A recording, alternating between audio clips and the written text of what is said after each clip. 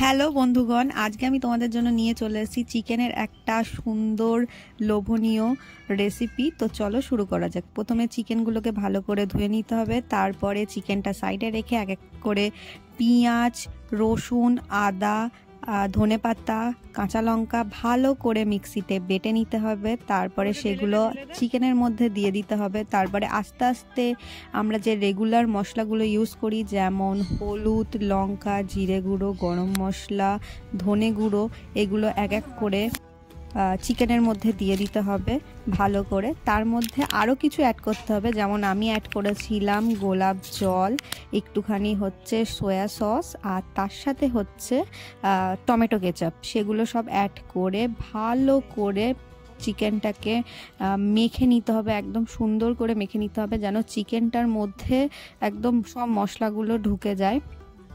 তারপরে কিন্তু চিকেনটাকে বেশ কিছুক্ষণের জন্য ম্যারিনেট করে রেখে দিতে হবে, মানে বেশ কিছুক্ষণ। আর দেখো আমি কি সুন্দর করে চিকেনটাকে মেখেছিলাম। ও আর একটা জিনিস যেটা দিতে হবে চিকেনের মধ্যে, সেটা হচ্ছে শুকনো লঙ্কার গুঁড়ো, আর তার সাথে কিন্তু হচ্ছে একটু কাঁচা সর্ষের তেল দিয়ে ভালো করে চিকেনটাকে ভালো করে মেখে নিতে হবে। মেখে নিয়ে তোমার হাতে যতক্ষণ টাইম থাকবে তুমি ততক্ষণ ধরে চিকেনটাকে ম্যারিনেট করতে পারো।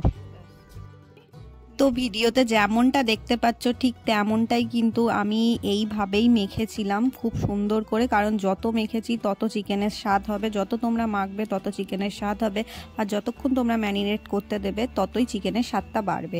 তো এই চিকেনটার নাম বেসিক্যালি হচ্ছে চিকেন তাওয়া ফ্রাই, যেটা আমি করেছি। তো এটা এবার উনুনে হচ্ছে আমি একটা চাটু বসিয়ে দিয়েছি, যেটা ভালো করে গরম হয়ে গেলে এর মধ্যে সর্ষের তেল দিয়ে ভালো করে চিকেনগুলোকে এপিট ওপিট করে ফ্রাই করে নিয়েছি।